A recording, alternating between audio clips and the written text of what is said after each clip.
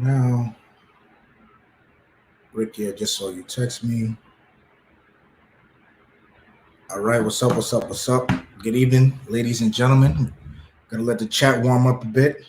Let you guys get comfy. Grab your drinks, your water, your wine, whatever you're drinking on this Wednesday. Right? Year's wrapping up quickly, quickly.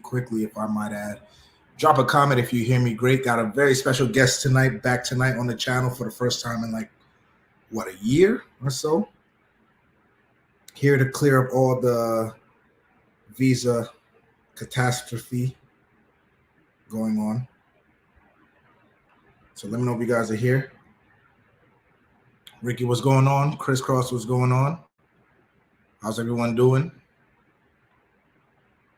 Share this video, guys. Share this with your friends. Pass it on for anyone who's looking to travel to Brazil in the next year or so. Well, not the next year, after a few weeks.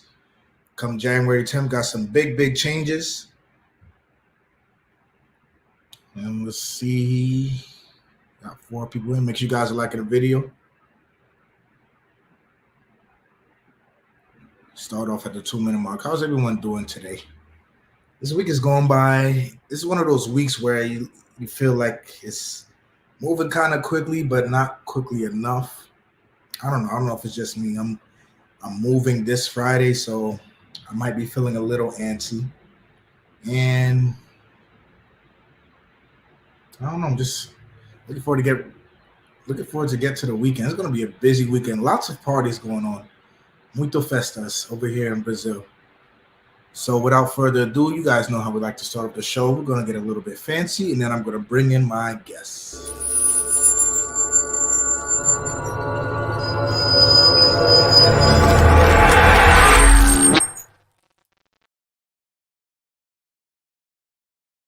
All right. Good evening, and welcome to today's episode of Chapapa TV. I'm your host, Chapapa, of course, and tonight I got to bring back my brother from the down under. You guys remember Mike.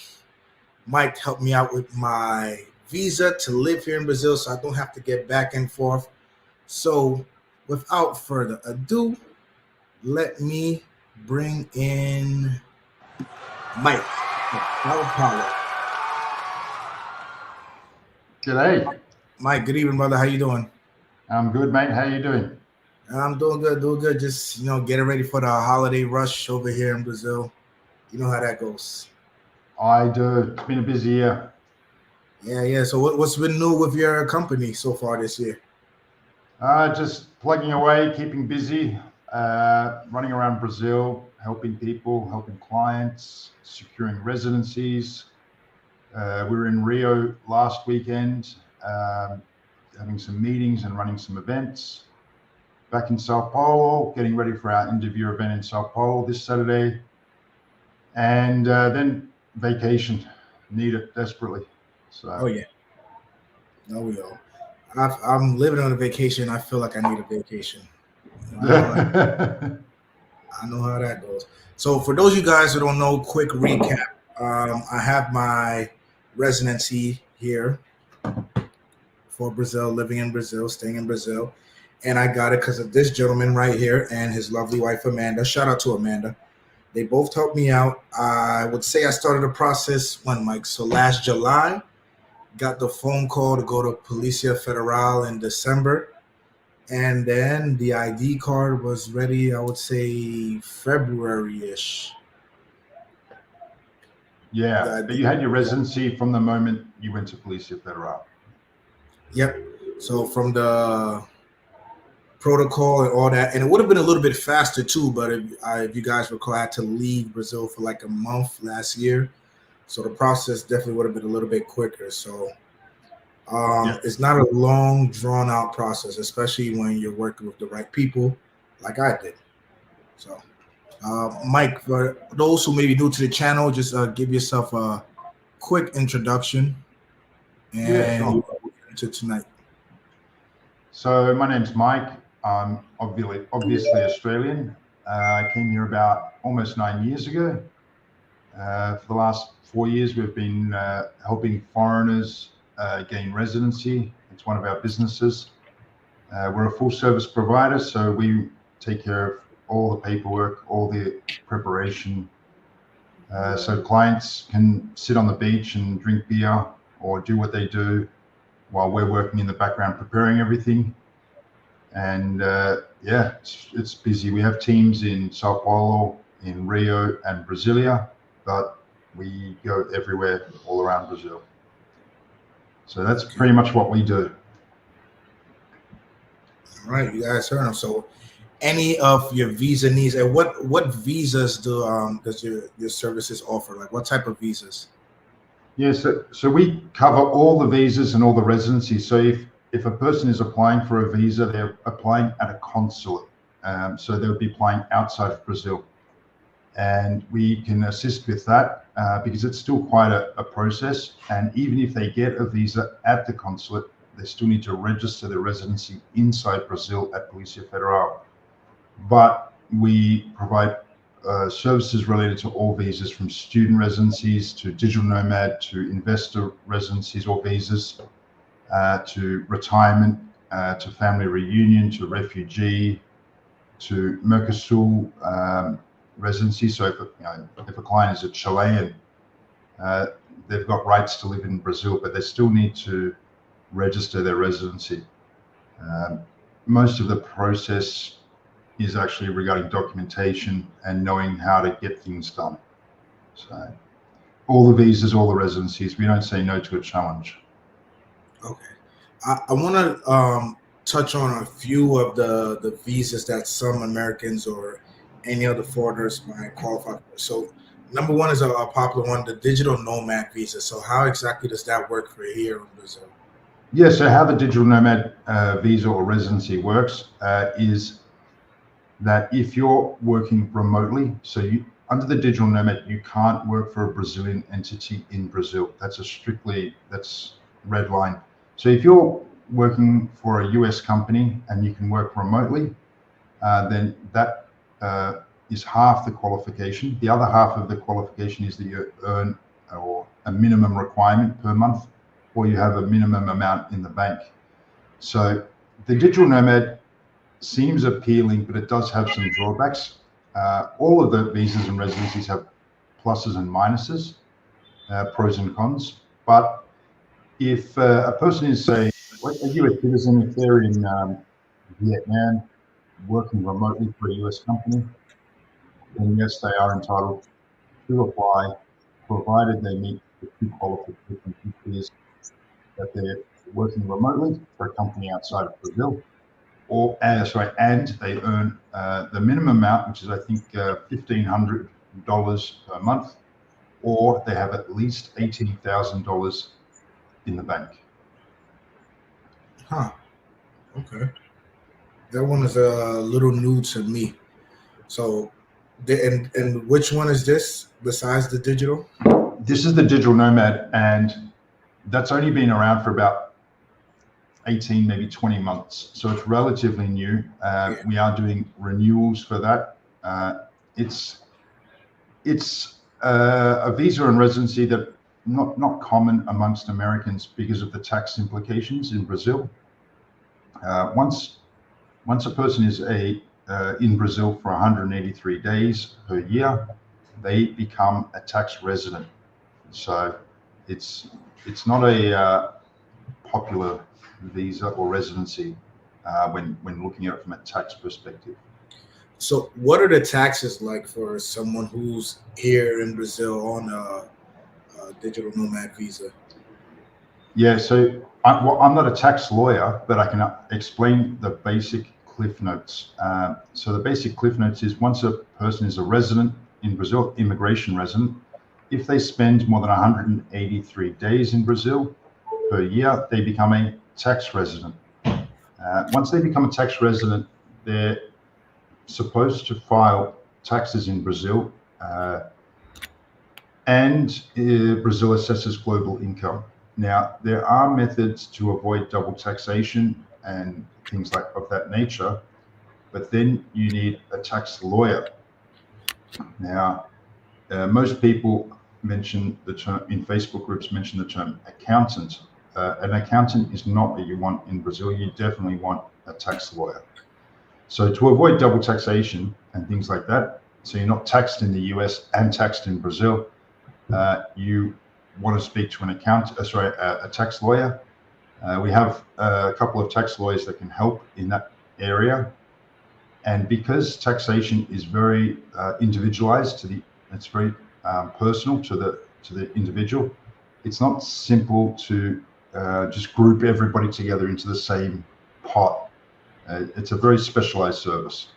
So do you have like a number or a recent case by example? So just for an idea of how much it'll be compared to Brazilian reais on what someone working digitally here would pay?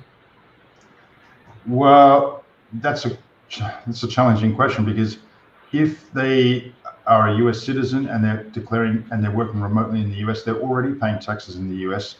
So that, depending on their circumstances of the individual, they may not have any liability in Brazil. They may have a liability, but it's offset by what they're paying in the US. It really depends on the circumstances. And this is where the tax lawyer comes in and is able to solve those problems. It's not a one size fits all for every case. So I wouldn't be able to tell you, if it's this much in the US and it's going to be this much here, then it's simply deducting. It's never that simple. Yeah. I wish I had a better answer for you, but some people are not paying tax in the US. For instance, they just have money sitting in the bank, and Brazil says, well, if you're not paying tax in the US and you're a tax resident of Brazil, then thank you very much. But if you're paying a higher tax rate in the US or in another jurisdiction, then you can offset that tax rate against your Brazilian tax rate. If the tax rate is higher in the foreign jurisdiction where you're paying tax, then there's no problem. But you still need a tax lawyer to be able to prepare that for you and deal with Receita Federal, which is the Brazilian IRS. Okay. So, but if you are here on a retirement visa, you do not have to pay tax, correct? Well, a bit of care there, because if you're here on a retirement visa or a retirement residency, after 183 days in Brazil, you become a tax resident. However, just because you become a tax resident does not necessarily mean you will end up paying tax. So again, this is where a tax lawyer can basically rely on the treaties, any treaties that are applicable between the US and Brazil. If a person is receiving Social Security, I believe that's tax free. So they still have to file taxes, I believe, but they don't have a liability. Again, it's not a one size fits all. The other thing is there are differences between Social Security, pension, money in the bank. It's not a one size fits all. Okay. Cool. All right. So, Mike, let's get to the middle of things. Brazil has stated that Americans, Australians, and what is the other country now are required visas. Canadians. Canadians, starting January 10th, 2024, are now required an e-visa to enter Brazil. So let's start off one by one. What exactly is an e-visa? Yeah. So, and in the traditional sense, when foreigners required a visa, they'd have to send their passport off to the consulate. Let's say, in my case, I had a Vitem XI visa. For layman's terms, that's a family reunion visa, Vitem XI. So I had to, in those days, there was no e-visa, so I had to physically send my passport off to the consulate in Sydney, Australia, and they would issue the visa and then send it back, and that may take a couple of weeks, maybe 3 weeks. That's a problem if you're traveling, or if you're in a third country and you need to travel, because you won't have your passport. So what an e-visa is essentially an online visa. You apply online, you provide documentation online, and If it is approved, then an e-visa in a PDF or something like that is sent back to you via email or in some portal where you can download it. So an e-visa is for January, when they come in January 10, the rule is that a US, Australian or Canadian will need to have either an e-visa, a visa issued by the consulate, or residency. So in your case, Freed, and my case, it doesn't apply to us because we have residency in Brazil. However, if you're a tourist from one of those three countries flying on one of those passports, a person will need to have an e-visa or a visa issued by a consulate for tourism purposes. All right, so let me see if I understand this. I'm in one of the states, and I want to take a trip out to Rio de Janeiro next year. I would have to go to the Brazilian consulate in that state. No, so that's an option, but you don't need to. You could apply in the So USA has 10 consulates covering the entire country. So you would need to, for an e-visa, you would apply online, and that's just through one portal. If you were applying for a physical visa, and let's say you're in LA, for example, then the jurisdiction, the Brazilian consulate that covers Los Angeles, is the consulate in Los Angeles. There is another consulate in San Francisco. So California actually has 2 consulates. But so to apply for an e-visa, it's all electronic, and that's where the E comes from. It's all electronic. If you want a physical visa, hypothetically, you're claiming digital nomad visa. That's a VTEM XIV, VTEM 14. You can't do that through electronic means through the portal that tourists use. So for a tourist visa, it can be an e-visa or a consular visa. The electronic visa, don't need to visit a consulate. Okay. Is there a price for these e-visas now? Yeah, I saw the price. It's about, I think, $81 US, which I think is actually quite reasonable. I was expecting it to be a couple of $100. So all in all, I think it's about $81 or something in that range, which is very reasonable. So hold on. You say $81 US for the e-visa. Is that every time you fly into Brazil? No, that's for the e-visa. So the e-visa is going to be multiple entry. I think it lasts for 2 years. At least that's the indications that they've published on the FAQ page. So once you have paid for the visa and it's being e-visa and it's being issued, it should be valid for 2 years. It's multiple entry. Now, when I say valid for 2 years, that doesn't mean you can stay in Brazil for 2 years. It means that you can come and go within the parameters of the visa, and I'll explain that in a second. In and out, multiple entry for 2 years. Americans are still, and Canadians and Australians are still limited to 90 days at a time. Those countries, those passports of American, Canadian, and Australians can renew once inside Brazil. So in theory, if one of those passport travelers wanted to spend 180 consecutive days inside Brazil, that wouldn't be a problem. To spend 180 consecutive days, they would enter Brazil under the e-visa or visa. And then, at about day 80, they would attend Polícia Federal in Brazil and renew it. The renewal is, I think, 110 reais or something. It's 110 reais. It's about $22. It's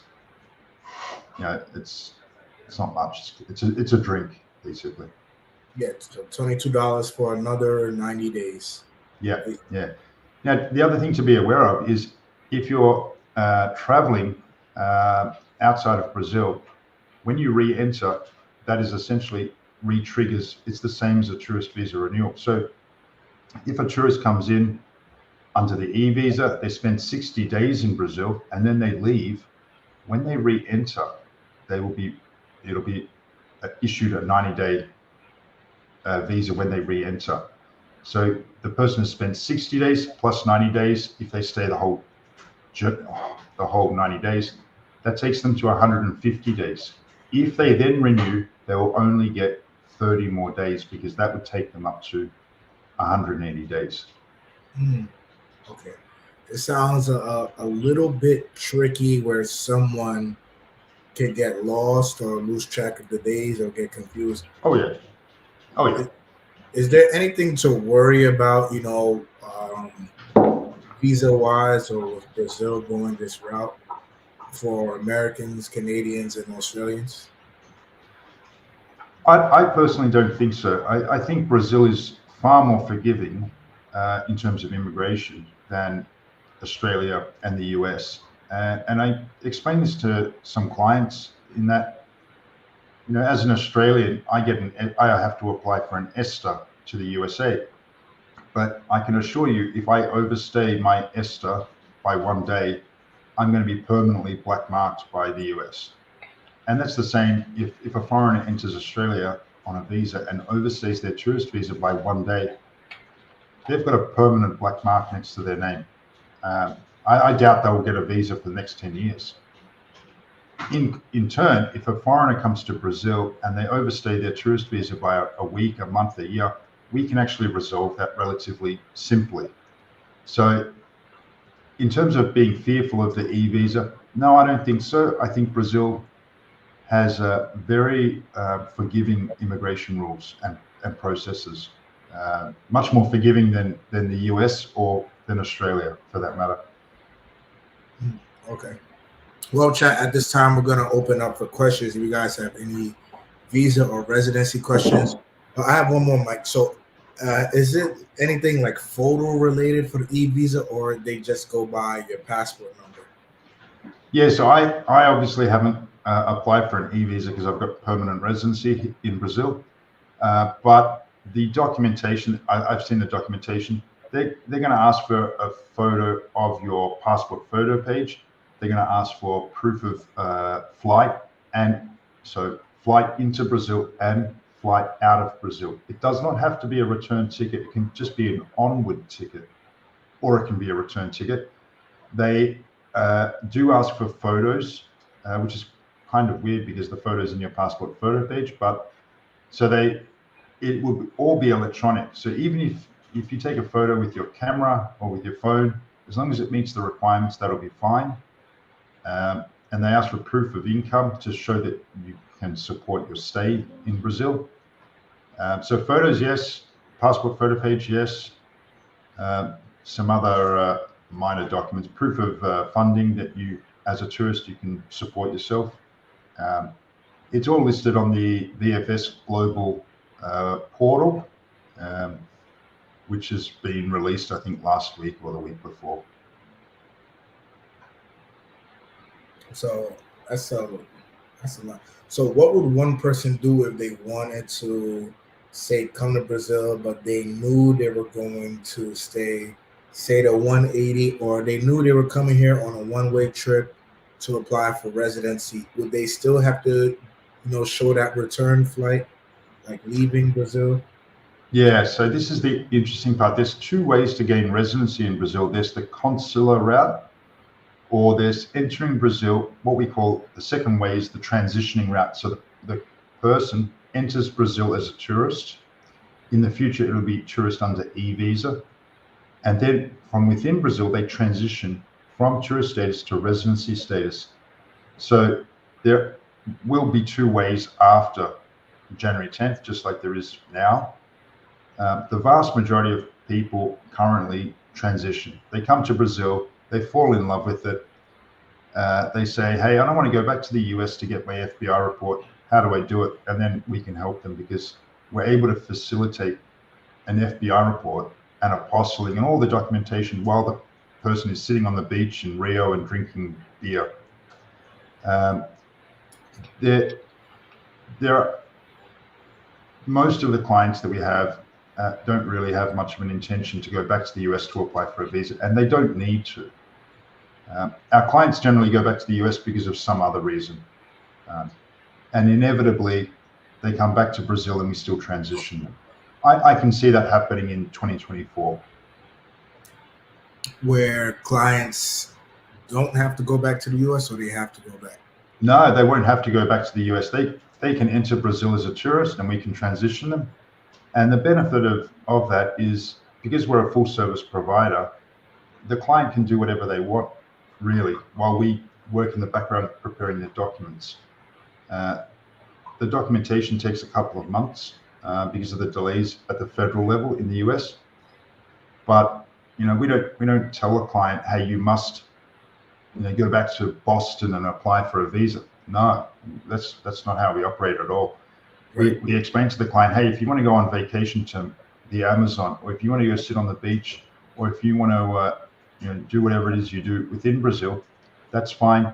Go ahead and do that while we work in the background and issue your documents, prepare them, and which is essentially what we did with you. In your case, you wanted to go back to the US for a month. No problem. No problem. We just continue working in the background, preparing the documents. And when it comes time for your residency appointment, it's a consultation with you, and we show you the availability for appointments. And that's how we operate. Yep, I can vouch for that, guys. When I came here in July on my one way, I believe I had done my FBI background check already and just shipped off the documents to Mike. And I was here in Sao Paulo having a caipirinha, eating some steak, and just not a worry in the world. But let's get to some of your comments. If you guys have any questions on the visa requirements or any visa or residency requirements, drop them in the comments. Garden Scientist, good evening, buddy. How's it going? JM says, that's great. They are requiring visas. I'm tired of broke Americans traveling overseas. It's funny. It's funny he says that, JM. That's a good point, because Bali in Asia is inundated with Australians, and a lot of Australians that go to Bali for the first time are just like, no, this is just no different to Australia. So I can relate to what he's saying. But travel is something that opens the mind. It's like an education. So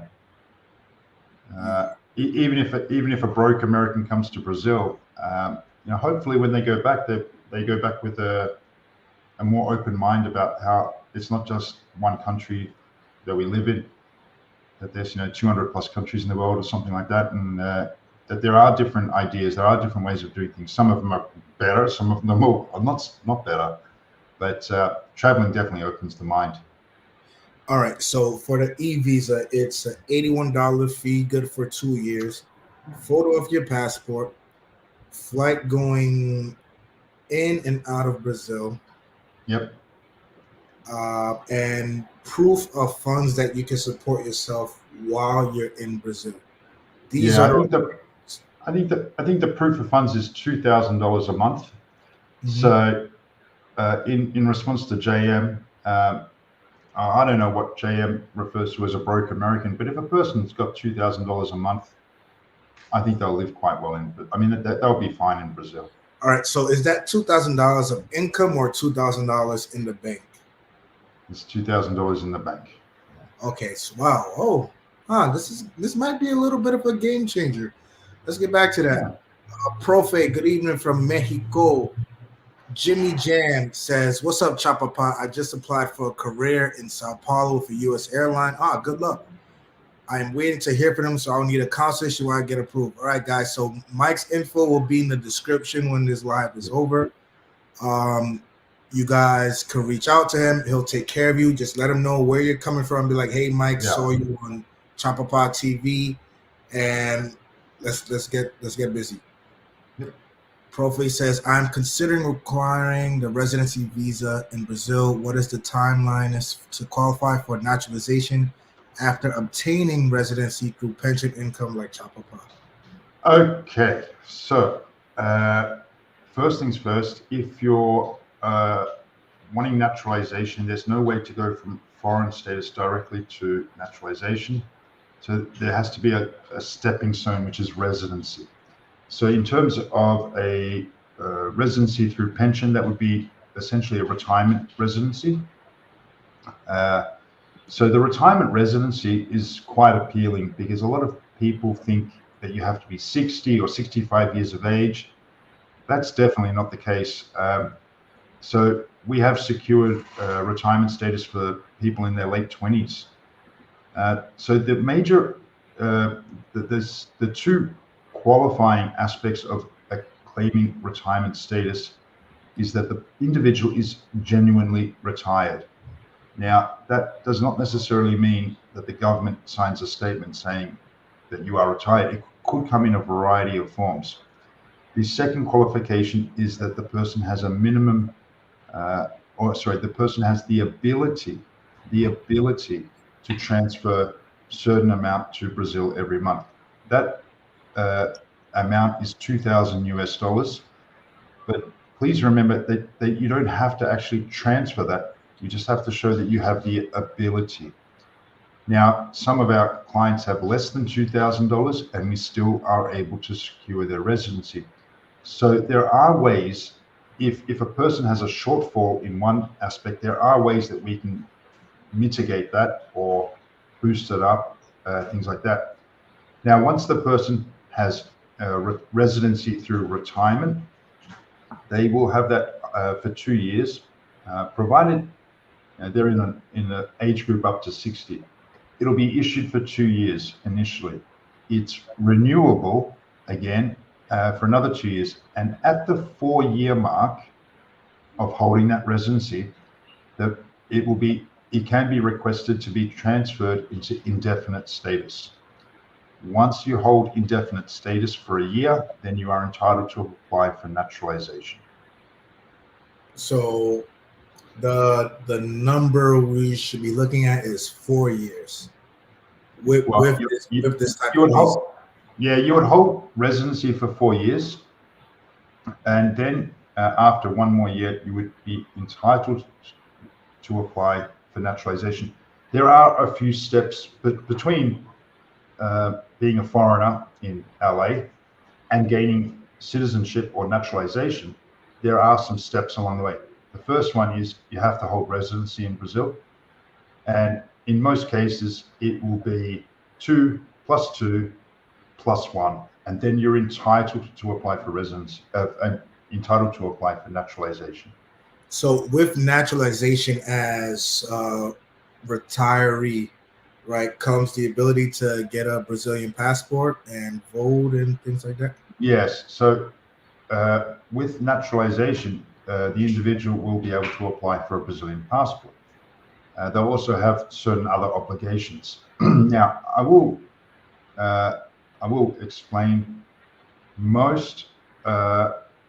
for almost everybody, permanent residence covers the vast majority of what people want to do. So as an example, I have permanent residency. The 3 key things I can't do is I can't vote in elections. I'm not allowed to run for president, governor, or mayor, and I'm not allowed to join the Brazilian armed forces. Other than that, I'm essentially treated like a Brazilian. I can, as an example, I can apply for a gun license in Brazil, and because I don't have a criminal record or anything like that, it's almost I'm confident I would be able to get a gun license. And while that may not appeal to our British clients, it may appeal to some American clients. You don't need to be a citizen to get a gun license in Brazil. You can be a permanent resident. Okay, that's good to know. I know if you guys recall, when I was living in Dominican Republic, they make you go through hell and high water to try to get a gun license after you've gone through hell and high water to get your residency there. So good to know Brazil does things a little bit easier. Profe also asks, is there a Portuguese language requirement, A2 level or B1 level? There is a Portuguese language requirement if you want to make it go faster for the naturalization.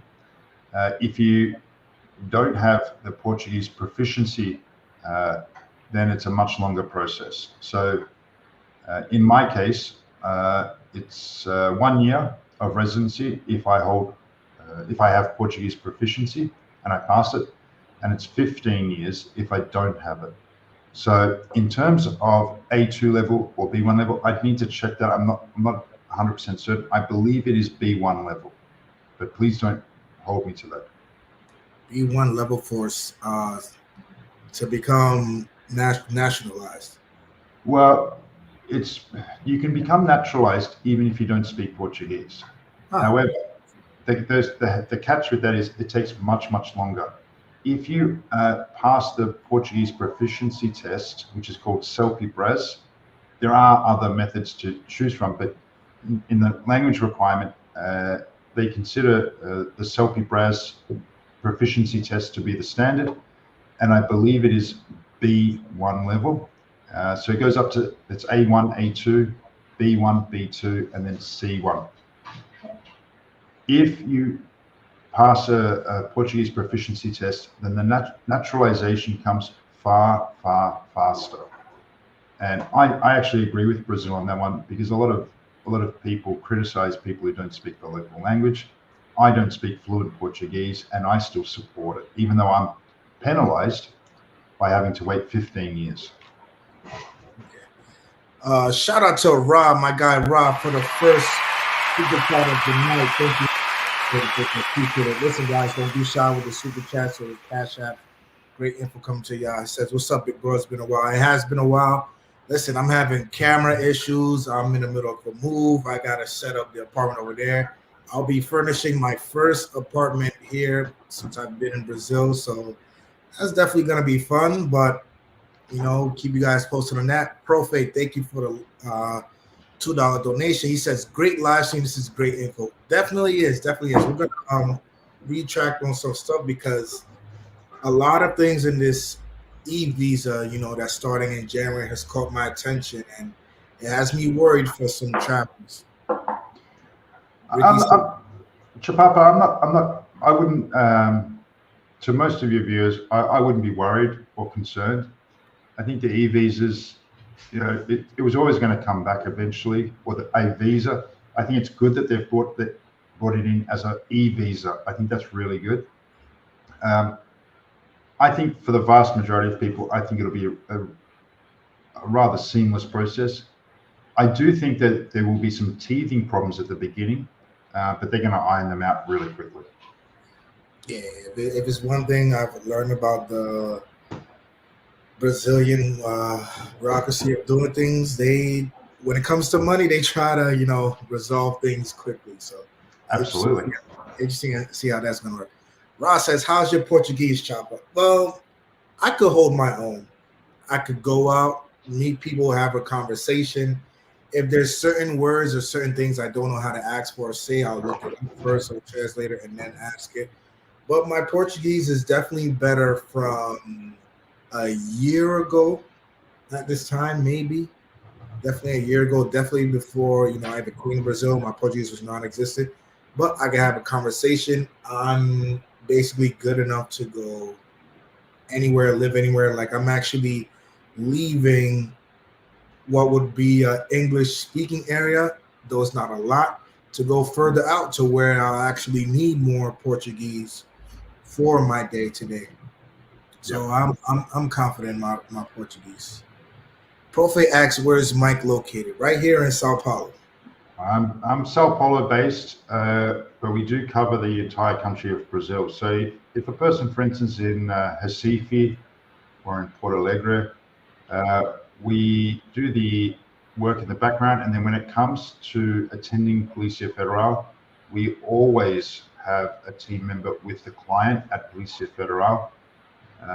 We never encourage our clients to go to Polícia Federal on their own because anything can happen. But I'm based in Sao Paulo.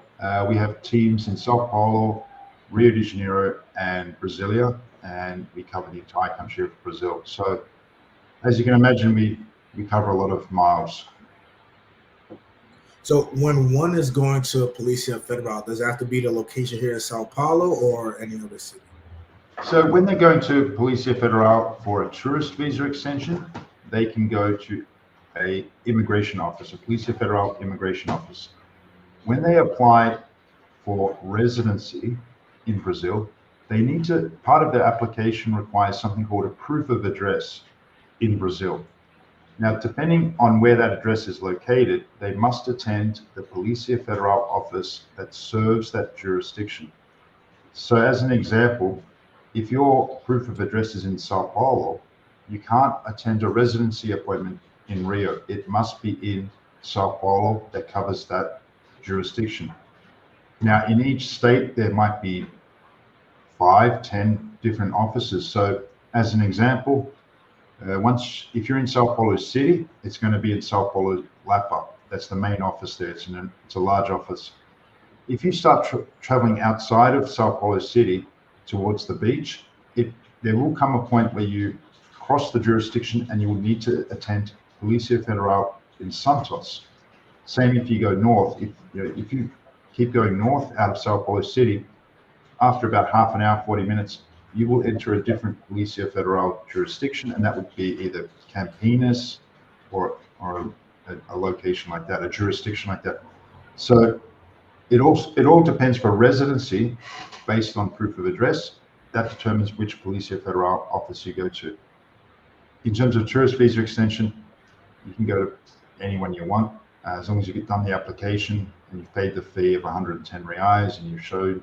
Some Polícia Federals will require an onward ticket. Some will just want to see verification that you've got enough money to support yourself. Each Polícia Federal office operates independently. They've got their own internal processes. Okay, so with this e-visa happening now, do you feel it will hinder people from coming to Brazil? Look, I think people who are going to come to Brazil were going to come to Brazil anyway. I don't think $80 or $81 is going to change a lot. I think from what I'm seeing in the industry, I think it's going to take about 4 days, 5 days initially for the e-visa to be issued. I think regular travelers to Brazil are all too aware of what was coming. For the first time travelers to Brazil, I'm not really convinced it's going to change a lot. For the simple fact that if a person can't afford an $80 visa, then I can't see it making a major impact on the number of visitors to Brazil. Okay, because one thing that stuck out to me was the proof of, showing how you will support yourself here in Brazil. What if you can't prove that? Well, if you can't prove that, then the e-visa, if you submit an application, then the e-visa would be denied, and then you would have to apply for a consular visa, which can be a tourist visa. It's called a Vivis visa, VIVIS. So then you would be essentially referred to the consulate in the US or Canada or Australia to apply for a consular visa. And a consular visa requires your passport, and they will, if it's approved, they'll provide a nice big stamp in your passport. So if you can't prove sufficient means to support your stay in Brazil, then your visa would be declined. Wow. And how heavy do you think that's going to be enforced? I think it will be enforced because it's a third party. So between the traveler or the applicant and the Brazil government, there is a third party, an outfit called VFS Global. I can't imagine that they would allow someone with much less than $2,000. Remembering that it's not $2,000 worth of income, it's just having $2,000 in your account for a period of, I think, a couple of weeks. You don't want to just put $2,000 in your account and then take a screen print on the same day. I think what you'd want to do is have $2,000 in your account for 4 weeks, then produce that statement. If the person doesn't have the $2,000, then their e-visa might be declined, and then they would be required to attend a consulate and submit an application there. Wow.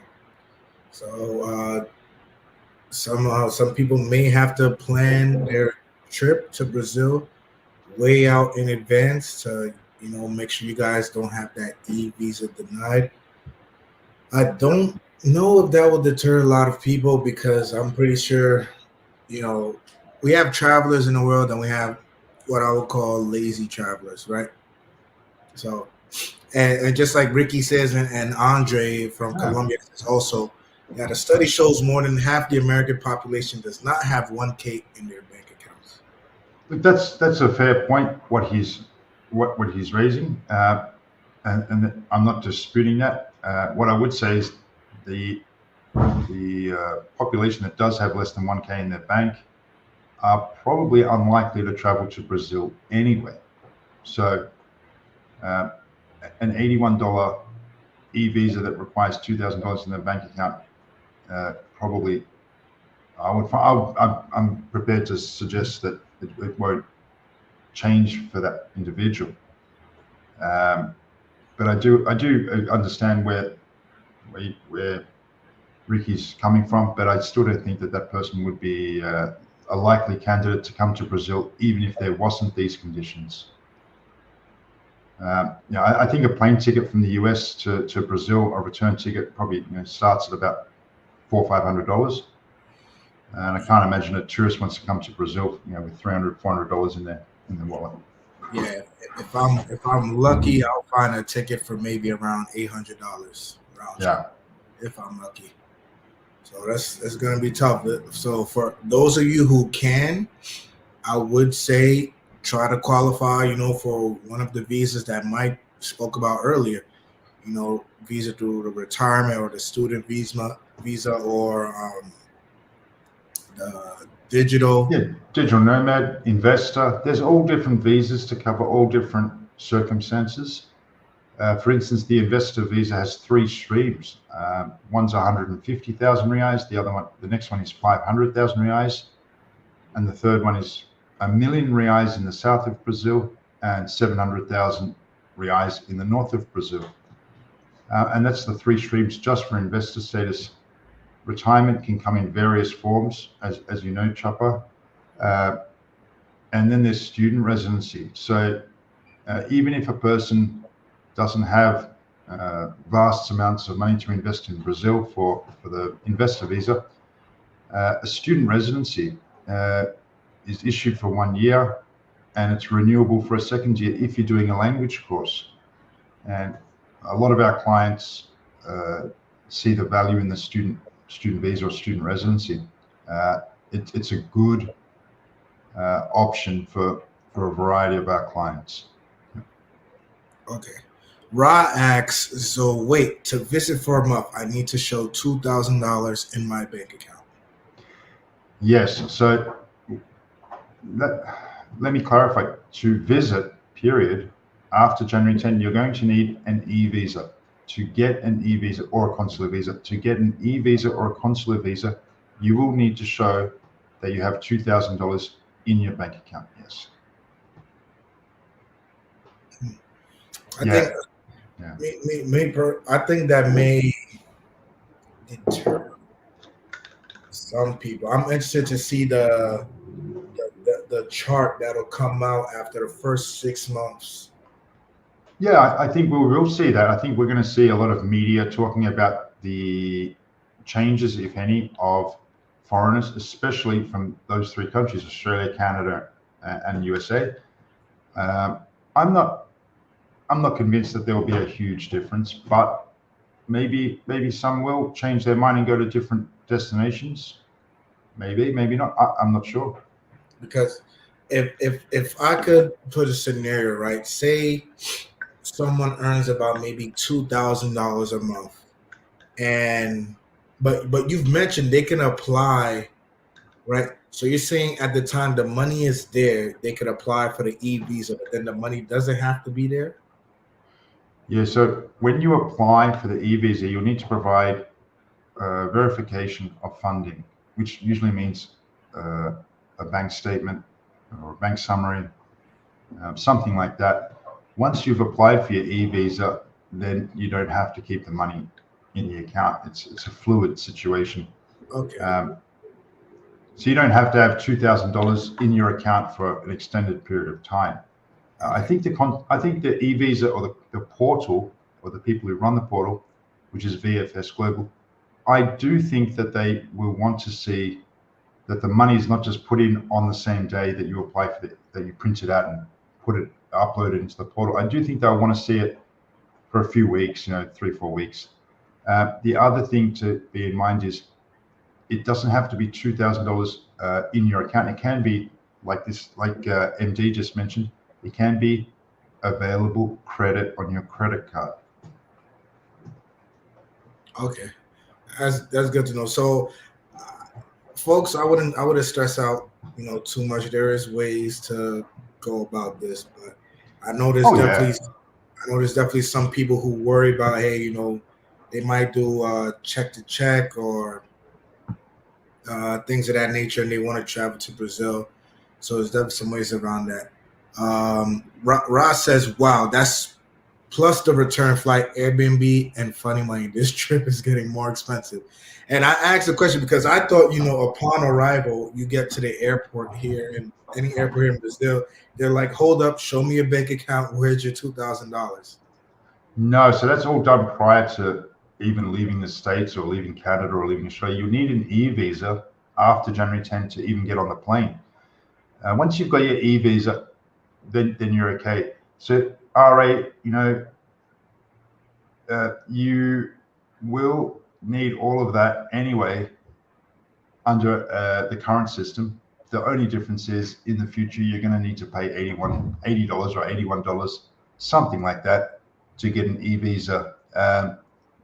I would say that when you say the trip is getting expensive, I think if you're earning US dollars or Australian dollars or Canadian dollars or pounds or euros, if you're earning hard currency, I would say that you're going to have a good time in Brazil. I think your money will go further in Brazil than in the US or in Canada or in Australia.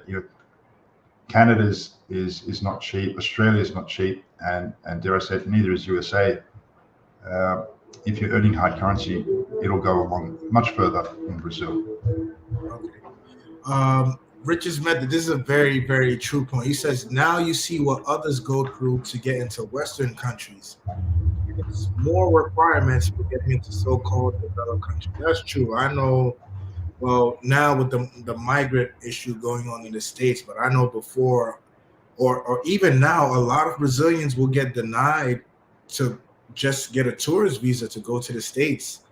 And, now it's like the Americans get to feel a little bit of that, like what it's like to go through, or the requirements, or the uncertainty, or the uneasiness of having to apply for a visa for somewhere else. Yeah, I think it raises a really valid point on a number of different levels. And I did mention this earlier, that Brazil is a far more forgiving country in terms of immigration than the US or Australia. We help Brazilians apply for a US tourist visa. The wait period in Sao Paulo for an appointment at the US consulate, I think, is running at about 300 days. So it's almost a year that they have to wait for an appointment. It's not assured that they will be approved, the US tourist visa. And my wife knows quite a few people in her former office that have been denied. The other thing to be aware of is Brazil required a visa from Canadians, Americans, and Australians 5-6 years ago. And then the former president, Bolsonaro, removed that requirement and made it visa on arrival. So just arrive and they put a stamp in your passport. And then Lula, the current president, returned it back to reciprocity from what it was before. And essentially Lula is saying, hey, US, Canada, and Australia, if you're going to make it difficult for our citizens to visit your country, we're going to do the same thing. We're going to charge you a fee. We're going to make your citizens apply for an e-visa. We're going to collect their documents, all of these sorts of things. So in Australia, for instance, immigration is a hot potato amongst politics. Dare I say it's the same thing in the US. And now Brazil is basically saying the same thing. If you're going to charge our citizens for a visa to Australia and make it difficult, we'll do the same thing. This to me, it sounds like a little bit of, all right, you want to be petty, I could be petty. Exactly, and that's exactly why Lula did it. and I think there's some there's some merit to it. I don't know what the figures are for Brazilians being denied a tourist visa to the US, but it's a lot higher than US citizens being denied a tourist visa to Brazil. So definitely a lot higher. So yeah. Ricky asks, Mike, if I go into Brazil on my Dominican passport along with my girlfriend and we go to your office, will I have to leave and come back, or can you fix my status while in Brazil? And I do believe Ricky said he is the son of a Brazilian. Let me see. Yes, he is the son of a Brazilian. Okay, so if he is the son of a Brazilian, there's a lot more to this than meets the eye.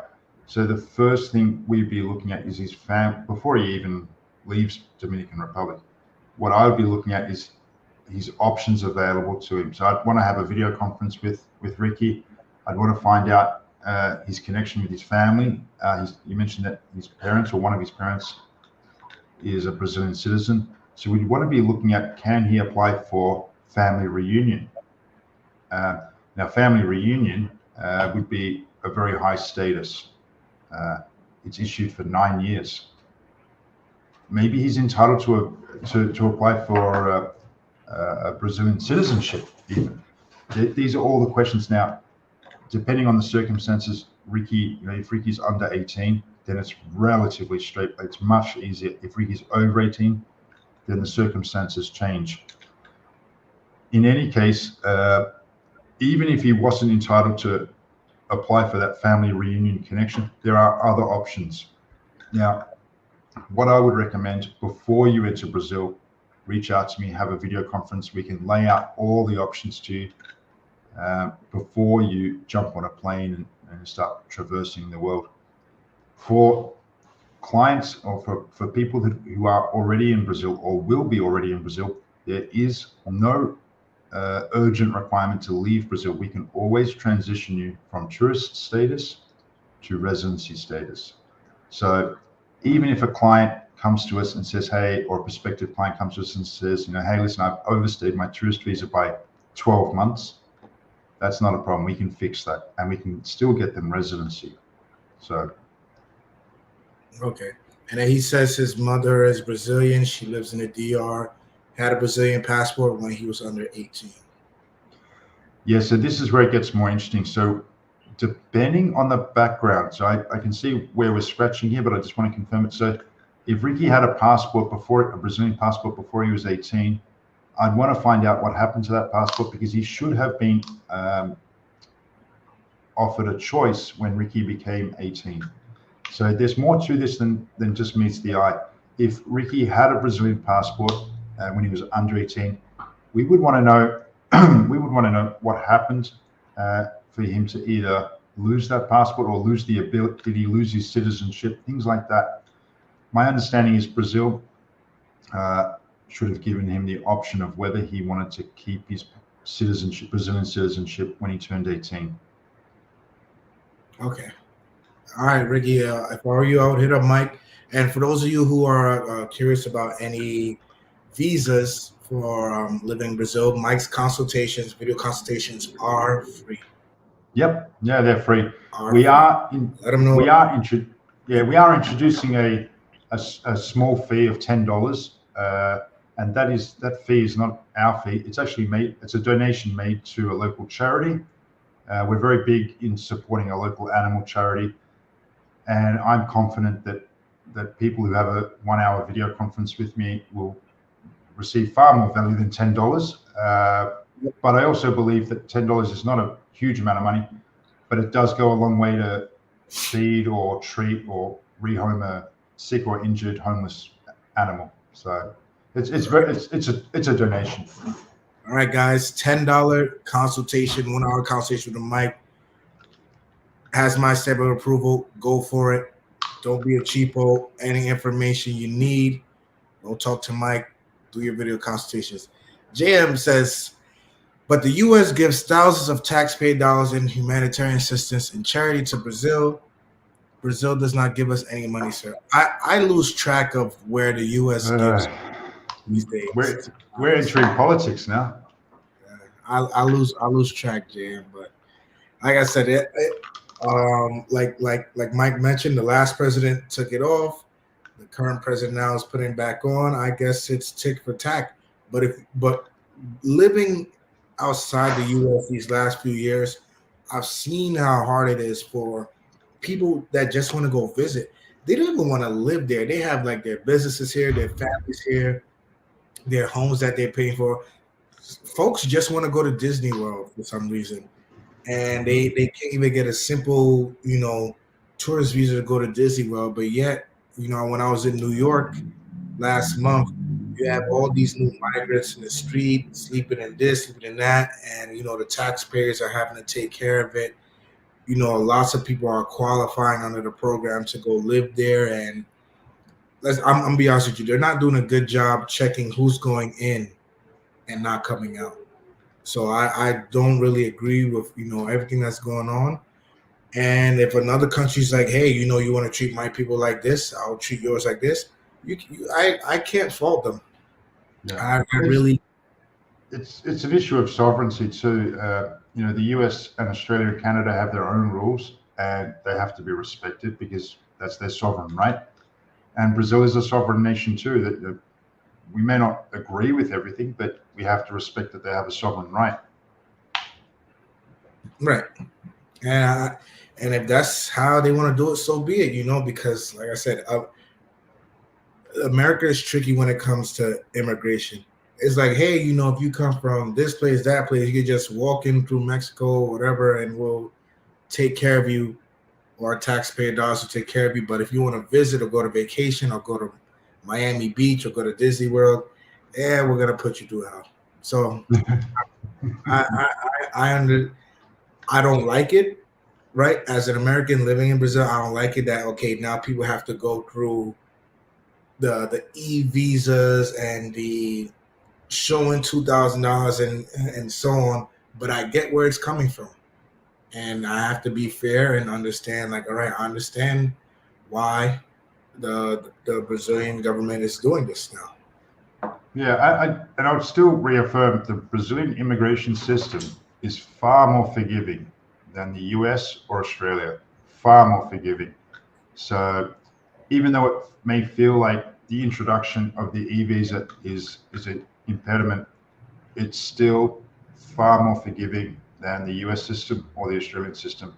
So there's stories of in Australia, they lock you up if you overstay. If you arrive by boat, well, they're renditioning you, or they were renditioning you to an island in the Pacific. And I can explain it. I'm married to a Brazilian, and I needed to take my wife to Australia on a tourist visa.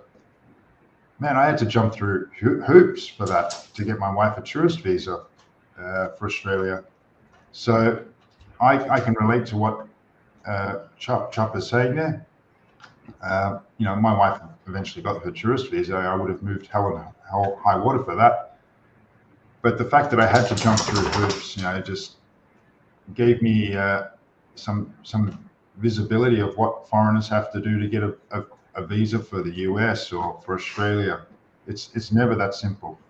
It's not simple. Yeah, never that simple. If you guys have any other e-visa or residency questions, drop them in quickly. We're past that hour mark. It's about 11:24 here in Brazil, 9:24 for some new folks that are just now joining in. If you missed it, we went over the e-visa requirements that will be starting January 10th for Americans, Canadians, and Australians. Yep. It's not fun, but it's something you're gonna have to get done if you're gonna want to come to Brazil. And what's the website where people could go get their information or go apply for the e-visa? Yeah, so Brazil has outsourced it to a company called VFS Global. I've got the website in my favorites somewhere. I can add it in the chat group or in the YouTube chat. And that is there's only one official place to go to. Anywhere else will be a third party, and they'll still have to submit an e-visa application through that portal. So I would recommend for the vast majority of people, if not everybody, deal directly with the official portal. There shouldn't be a reason to use or need a third party for an e-visa. If there is a need, it would have to be highly specialized. But for the vast majority of people, the official website would be the way to go. Okay. And it's a pretty straightforward, easy for those who aren't, too document savvy or tech savvy. Well, look, I'm thinking about my mother, who's in her 70s. I wouldn't let her do it on her own. I'm sure my brother or I would manage that for her. But for the vast majority of travelers, I think it'll be a walk in the park. It's pretty straightforward. They do ask some questions, but I assure you it's a lot less questions than what I have to submit to for an ESTA to travel to the US. Yeah, listen, all they're asking for is $81 and show that you can sustain yourself. Yes. Yeah, and a trip into Brazil and a trip out of Brazil. This is relatively normal stuff. If you apply for an Australian tourist visa, I'm sure your guests are going to get far more questions. They're going to have far more document requirements. They're going to want to see flight into Australia, flight out of Australia. They're going to want to see that you have the financial means to support yourself in Australia. They will ask for verification. They're going to be doing background checks behind the scenes. They're going to be looking at your travel history, previous travel history into Australia. Did you cause any troubles? Did you abide by your visa conditions? All of these things come into play. And in terms of applying for Brazil, it should be relatively straightforward. Yeah. Richard's method, I appreciate it. He said I had my Salvador and Rio intro. How was Salvador? Man, next year is that year. I don't know if it's going to be for Carnival, before Carnival, or after Carnival, but next year is that year where I'm going to have my own Salvador Bahia trip, because I keep getting pushed in that direction from all sorts of angles. I've never been. Closest I've been was Natal. Natal was great, but I definitely got to go check off Salvador off my list. But thank you for checking in. I'll take a trip up to Bahia with you. That's fantastic up there. Okay. Yeah, just trying to find the right time to go, because they said, I've been told, and I don't know if this is a bias of it, but I've been told in Bahia they have the best carnival in the whole country. I've heard that too, but it doesn't need to be carnival for me. It's just fantastic up there. I loved it. Took me 7 years to see it, and I can't wait to go back. Okay, yeah, I gotta go there because I've seen some of the beaches. The beaches are nice. Heard the people are amazing. Yep. Yeah, and I'm just like you, Riches. I like big cities, so. But for me, Rio wasn't doing it for me. Rio just wasn't calling me like that. Everything closes early in Rio, and everything's so far apart. So Rio didn't do it for me. But definitely next year, sometime, I'm gonna have to go to Salvador. I think the point here, Riches, is Brazil is an enormous country. It has so much to offer. So if a person's into big cities, it's going to get that. If they're into tropical rainforests and hiking, they're going to get that. And if they're into the Amazon, or if they're into the beach, Brazil has everything. I've been here almost 9 years, and I have only scratched the surface of what there is to see. So I think Brazil, in one way or another, will cater to all visitors. Okay. All right, that sounds good. If you guys have any more questions regarding the e-visa or residency, drop it right now. Mike's info is in the description. $10 fee for video consultation, anything you need. Mike, would you also offer help for filling out the e-visa? Yeah, absolutely. Look, the vast majority of what I do is help people. So in the video conference, I can listen to your circumstances, assess a strategy, outline some options, the pluses and minuses of each one. I can advise and guide on how to initiate or obtain source documents. what the preparation required on those documents is. So if you're a US citizen, your birth certificate will definitely need to be apostilled. What is an apostle? That's for another day. It'll need to be sworn translated. You'll need an FBI report. That will need to be apostilled. So all of these things that I can explain, aspects of if you want to go down that path, these are the landmines that you need to be careful. You don't want to fall on, you don't want to step on this landmine, and this is how you go about it. If you need to expedite certain things, I can advise you how to do these things. So if a person wants some assistance with e-visas or anything like that, I'm happy to guide and advise, but ultimately I think it's in the person's interest to apply through the portal on their own. But if they do need assistance, that's what I'm here for. I'm happy to provide that assistance. Yeah. Listen, guys, this took me less than a year to get my shiny residency for Brazil. I come in and out, I go to the airport, I show this leaving, I show this coming in. I've had no problems. Mike was the one to help me get it, Mike and Amanda. If you qualify, I say get this for the peace of mind, because there's no greater peace of mind. You're on that long flight to Brazil, and you know that you could come and stay as long as you want, or you're gonna get into the country no problem. So, like I said, Mike's info is down there. Let him know that Chapapa sent you. He will take very, very good care of you. Trust me, don't waste your time on this. Don't put it on this. As for the e-visa, if anybody is planning on coming down to Brazil in January, let me know how the process goes for you. Like Mike is offering his services on applying, filling that out also. But don't play around with that, guys. Don't book your ticket and be like, yeah, I'm just gonna wing it, and I'm just gonna fly to Brazil, because you're gonna get to that airport and things are not gonna go in your favor. Because if it's one thing Brazilians do not play with, it is paperwork. So just to answer Ricky, if how to schedule a video conference, probably the easiest way is to send me a WhatsApp or a email. I'll have Freed drop my email in the chat. I'm not connected to the chat, so I'll ask Freed to drop my email in the chat. If you drop me an email, drop it right here in the private one, and then I'll post it. Yeah, that's a good one. So I'll just drop my email in here. Okay. Rod, the card I have is my temporary residency. So like Mike explained, I hold on to this for 4 years.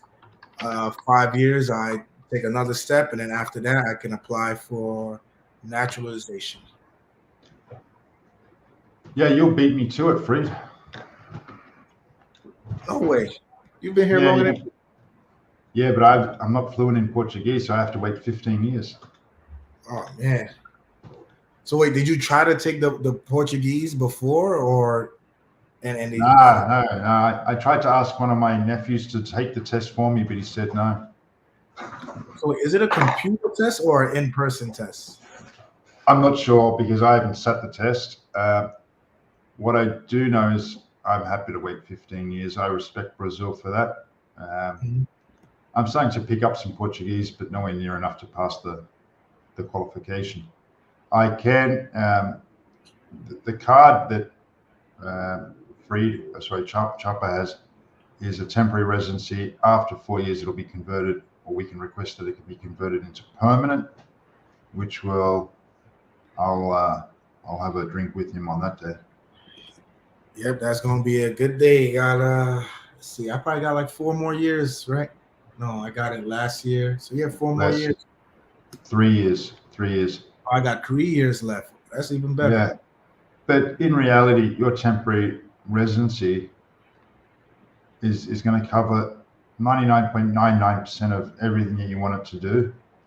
I can't imagine you running off to vote or wanting to vote. I can't imagine you running off to want to join the the army or anything like that. Well, I definitely would have run for president here unless I had the backing. So if you guys Any Brazilians watching this right now, if you want me to run for president, hit me up offline and we'll talk about it. But I definitely don't plan on running here. And yeah, indeed, it is wonderful. It is wonderful. Let me see. No, I have to say I love Brazil. I was in Australia about 4 months ago, and as soon as I arrived in Australia, I missed Brazil. I missed being back in Brazil. That's me. I'm listen. Whenever I have to fly out, I miss Brazil as soon as I get to Guarulhos International Airport. As soon as I'm at the airport, I'm already like looking backwards from where I came from. Like I can't wait to be back. It's a wonderful feeling when you know you're flying into Brazil and you're on that long flight. It's a very, very wonderful feeling. So Richie says, I can attest to Chapa's statement that they will turn back at the airport. Yes, they will. Years before, when Brazil had these restrictions in place, a cousin of mine flew in and was promptly denied entry. Yeah, so I can clarify that a little bit. Under the e-visa rules, from January 10, if you try and board a flight, let's say you're a US citizen with a US passport, you try and board a flight at Atlanta for Sao Paulo or Rio, the check-in staff should be checking that you have an e-visa, a visa, or a residency card, or you're a Brazilian citizen. If the airline, commutes you into Brazil and you are denied entry because of insufficient paperwork, it's the airline that is responsible for removing you from the country, and it's the airline that is liable for the penalty. But that means very little when the traveler is denied entry. Be aware, there may not be multiple flights out of Brazil each day. It's not like LA to San Francisco. Sao Paulo to Atlanta might have 1 or 2 flights a day. You might have to stay, you might be detained overnight. For these long haul flights, sometimes there's only 1 flight a day. The airline is not about to put you on a competing carrier to get you out sooner. They're gonna make you stew for a day if need be, just to put you on a flight back out. So it's actually first class. No, they're not doing that. The other thing is the airline should not allow you to check in, but that means very little if you get on the aircraft and you are denied entry on the other side of the world. Okay. Yeah, because whenever I'm flying back to Brazil, they always ask for my return flight because I don't have one, and then I just show them my ID card, this ID card right here, and then it's like, all right, sir, have a great flight. I'm telling you, red carpet treatment. Red carpet, especially when the airline surprises you and upgrades you last minute to business class. And it's a beautiful feeling, beautiful. But peace of mind, guys, when I know I'm going to the airport with my passport and my residency card, no problems getting in, no problems getting out. I go to immigration, I give them both, they give me the stamp. I'm actually gonna have to get a new passport book, Mike, because I'm running out of pages, and that's gonna be an issue. So I know I spoke to you about being able to apply for a new U.S. passport while I'm here in Brazil. Yes. Will I be able to apply for the big book, or it'll just be the regular size one? We have applied for our clients to have passport renewals, U.S. passport renewals in Brazil. I can't tell you it was some time ago. I can't recall if there is an option. I'm going to assume that there is, but again, I prefer to check before answering that question. I think that there's 32-page and 64-page options. If you're traveling a lot and a person, we have clients that do travel a lot. Sometimes it's actually beneficial to have a concurrent passport, 2 passports at the same time. The government will issue 2 concurrent passports at the same time under specific circumstances. So if, for instance, you're a citizen traveling on a work visa and you're in Brazil, and you need to travel around South America, but you need to provide your passport as to get a visa into Chile or Ecuador or Argentina, then that is an example of when a government will issue a concurrent passport. So you hand your passport to the consulate, and that may take 2-3 weeks to get a visa. You've got your concurrent passport to travel on. So if a person is doing a lot of travel and they have to use their passport to get visas and things like that, there are ways. It's never cookie cutter. It's never a one size fits all. There are various solutions to various problems or various challenges, and that's what we like to do is find those solutions, deploy them with the least with the least client interruption. We like to get things done with zero touch or minimal touch from the client. Okay. Yeah. I have one more out of country trip planned in February. And then after that, I want to like turn in my passport, get a new one. So I'm definitely going to holler at you for that. No problems. We're happy to help you with that one. That's not a problem. We're actually getting pretty good at that process. Okay, perfect, right? Because you said it has to be sent to Rio, right? It won't be able to. Yeah, so the actual application goes to Rio, the consulate in Rio, and the last time, and then it's sent back by FedEx, and then we can dispatch it directly to the client. In your case, I'll probably catch up with you and have a beer with you and hand it to you then. All right, perfect. Sounds good. No, beers are always good. Looking forward to Saturday. Definitely looking forward to Saturday. Me too. It's been a very busy year, and I'm looking forward to having a good barbecue and just chilling out a bit with the team, with yourself, with our clients, with our family. It's good times. So, in your experience as a fellow gringo, how was your Christmas experience here in Brazil? Look, when I came to Brazil, I was obviously single. So prior to coming to Brazil, Christmas was very family orientated in Australia. I come from a German background, so we always celebrated Christmas on the 24th of December. But as you probably expect, it's mostly just presents and gingerbread and all that sort of stuff. But coming to Brazil, I got married fairly quickly because I met my forever partner, and I spend a lot of time with my in-laws in Brazil that I get along with really, really well. So my Christmas essentially is me drinking beer and cachaça with my wife's grandfather, and dare I say it, I don't think I've ever left there sober. Brazilian Christmases are something else. A little bit calmer for those of you who's experienced it in DR. I would say way, way, way calmer, but it's definitely good to have calm sometimes. Looking forward to my second official Christmas while living in Brazil. So it's definitely been a great year so far in Sao Paulo. And looking forward to what the next year brings. Oh, before I forget, I would like to announce to the channel that today the NFL announced that they will have their first ever in-season game in Sao Paulo next year.